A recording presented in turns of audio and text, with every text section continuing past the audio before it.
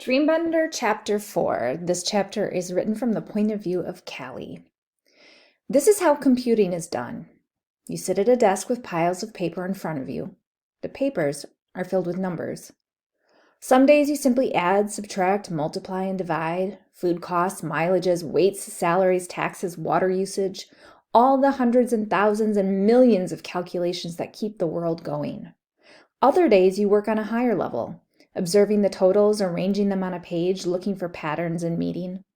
Which neighborhoods consume the most food? Does this affect their buying levels? How do salaries and taxes figure in? And what's the relationship among these factors? The patterns are my specialty. City officials come to me for information. Once, I even met the governors. The patterns are fascinating. Some are beautiful, but they can only go so far. I wonder what's beyond the calculations, behind the patterns, over and above and beneath it all. Some days I think I can glimpse it. Other days, all I see are numbers. I find what I can and make some marks in a book. A collector takes the book. I move on to the next pile. There are rows and rows of desks in the computing center. My desk is near the door. That way, when the bell sounds for breaks, it's easy to go outside and watch the people. I take deep breaths and try to clear away the numbers that hang around my head like cobwebs. On break the next day, I looked out over the busy street and remembered the young man on the sickle.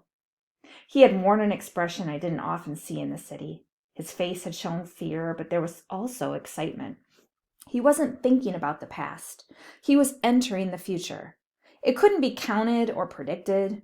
Anything could happen. He might crash. He might fall. He might go so fast that he would lift off the ground and fly between buildings, over the scrapers, up to the sun and stars. I saw 3 girls my age painting the wall of a storefront next door. They had white coveralls that were splashed with color.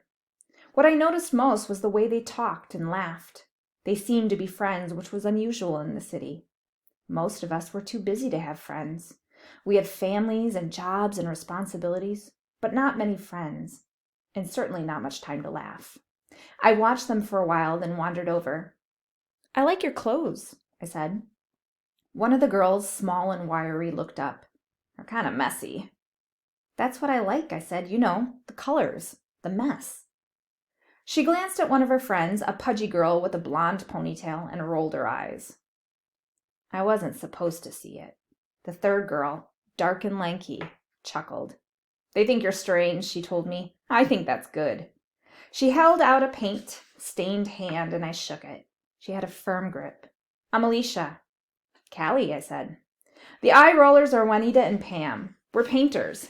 In our spare time, we're painters." I cocked my head. "Huh?" Alicia glanced around to see if anyone was watching, then opened their bag. Inside were some small wooden frames with canvas stretched across them. The canvases were blank except for one, on which was painted a picture of the city, people, animals, buildings. The picture was throbbed with color, as alive as the scene around me. "Did you do that?" I asked. Alicia nodded. "We work on these after dark, using leftover paints from the daytime. I did this one a few nights ago." "Don't show her that," said Juanita, scanning the area. "She's okay," said Alicia. "I can tell." "Why are you worried?" I asked Juanita. "It's just a picture." Juanita and Pam exchanged glances. Juanita said, "We use the city's paints. They may not like that." "You know how they are," added Pam. "Who do you mean by they?" I asked. "You know," said Juanita, "the people in charge." "The governors?" I thought about the elected board that ensured the city ran smoothly. We called them governors. But I had a feeling Juanita and Pam were referring to something else. "Let's not talk about it," said Pam nervously. "Why shouldn't we?" said Juanita. She turned to me, her eyes flashing. "Do you ever have the feeling we're not in control? I'm not talking about laws or rules. I'm talking about something else, something you can't see." Alicia said, "Sometimes when I wake up in the night, it seems like someone is in the room with me. Then I look around and no one's there. Does that ever happen to you?" I thought about it for a minute. "Maybe. I thought it was just a dream." Juanita said, "Whatever it is, we gave it a name. Them." "You probably think we're crazy," said Pam, giggling anxiously. "It's just a game we play," said Alicia. "It's our secret, okay?" "Sure," I said. Alicia studied my face. You seem different. From what? I asked. She nodded toward the computing center, from the other people who work there. They look at us like we're dirty. But this is just paint. We're doing our jobs the same as they are. I took another look at the little canvas in her bag. Your picture's beautiful. You can almost see the people moving. Alicia glanced at her friends, then seemed to come to a decision. Would you like to come? Juanita glared at her, but Alicia barely noticed. She watched me, her gaze connecting us as surely as a thick, strong cable. Come, I said. Where? To the Midway. We'll be painting tonight. It's better after dark. We bring lanterns. You'll see. I don't know. You can watch us, she said. You can try it yourself if you want. The bell sounded as the computing center. The bell sounded at the computing center. It was time to work. Tonight, said Alicia, come late after everyone is asleep. She scribbled directions on a scrap of paper and handed it to me. Then the three of them turned and went back to their job. Watching them, I wondered what it would be like to roam the city in the middle of the night. The thought thrilled and frightened me. There might be danger. There might be beauty. Maybe I should be surprised. Maybe, like the sickle rider, I would fly over the buildings and up to the stars. The Midway was a jungle of shapes and shadows. There were rusted-out machines, but no one knew what they were for. One was tall and round, like a giant wheel. Another had rails that had sprung free, sticking out like a bad haircut. Metal carts littered the area, apparently made to sit in, though I couldn't imagine why. The Midway was in the city, but somehow not a part of it. It was as if when people had reclaimed the city, they had taken one look at the Midway and given up.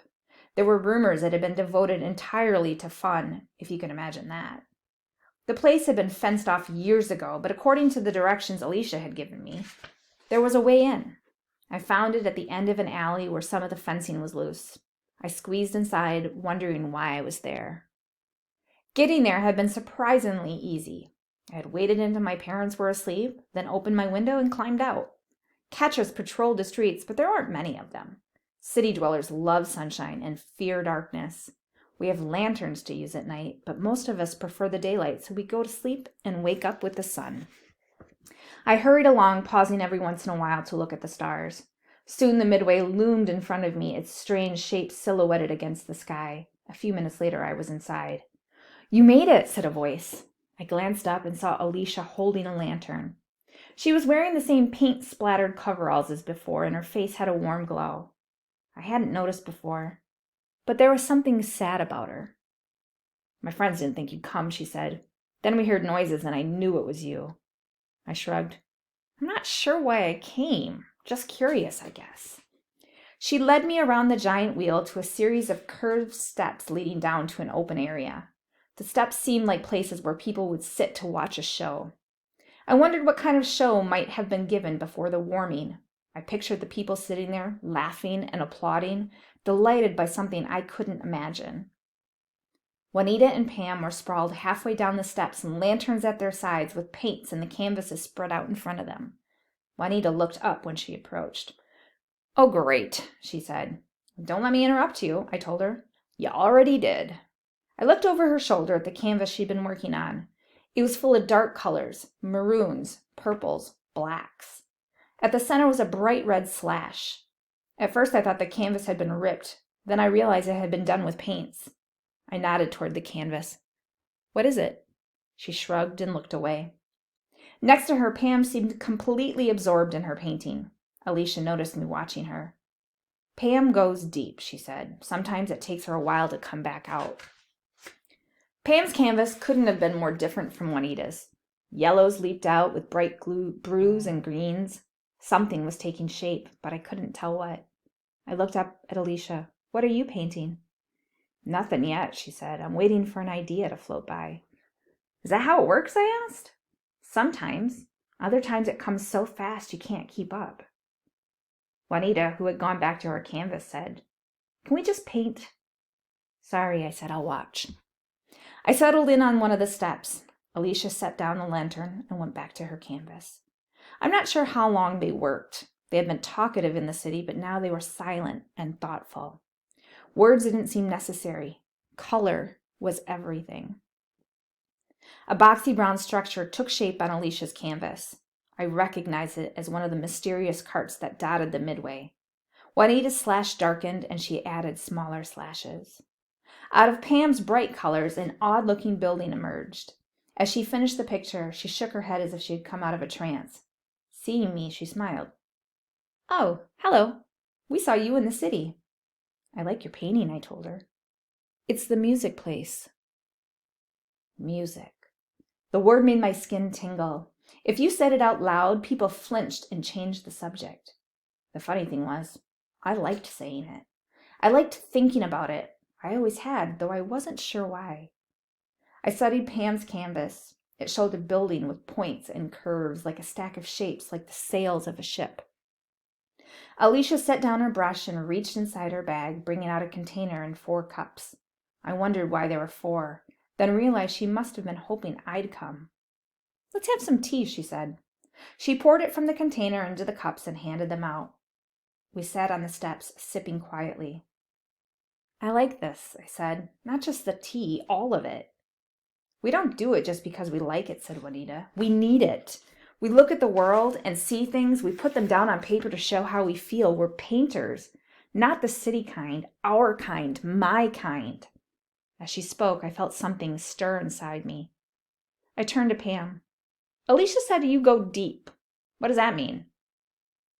Pam's cheeks reddened.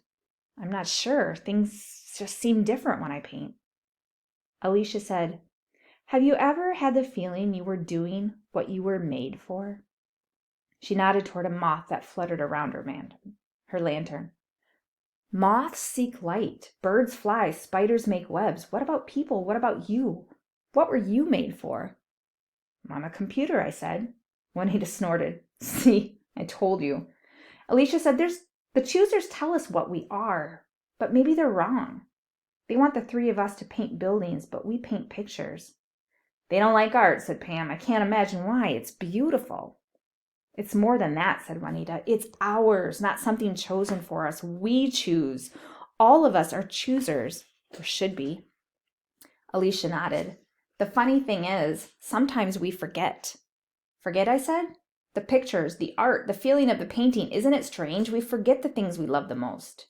An idea flicked in the darkness, then disappeared.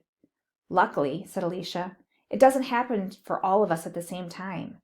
I forget, and they remind me. They forget, and I remind them. The next night, we're back at the Midway painting." Juanita eyed me uneasily. "Don't tell anyone. You have to promise." "You can trust her," I told her. That's what they said, too. "Who?" I asked. "Some people. We thought they were friends. We showed them our paintings, and they told the catchers. Ever since, we've had to be really careful." Juanita studied the red slash of her painting. "Nobody understands. The keepers are the worst. What's so special about old things? Why would she worship cemeteries? I'd rather make new things like our paintings." I thought of my parents. Did they understand? Were they stuck in the past? I decided not to mention them, for now at least. When we finished our tea, Alicia and her friends packed their things. A few minutes later, we split up and headed home. I started toward my house, but wasn't ready for the night to end. Turning back, I looked for Alicia and saw her duck down a side street. I hurried after her, hoping to catch up. I started to call out, but something about the way she moved made me hesitate. She darted from shadow to shadow as if she didn't want to be seen. At the far end of the street, she looked around nervously, then slipped past a gleaming metal gate. Beyond it were trees, bushes, and grass, like a park, but different. Perfectly maintained, lovingly cared for, it was the last place I would have expected to find Alicia or her friends. It was a cemetery.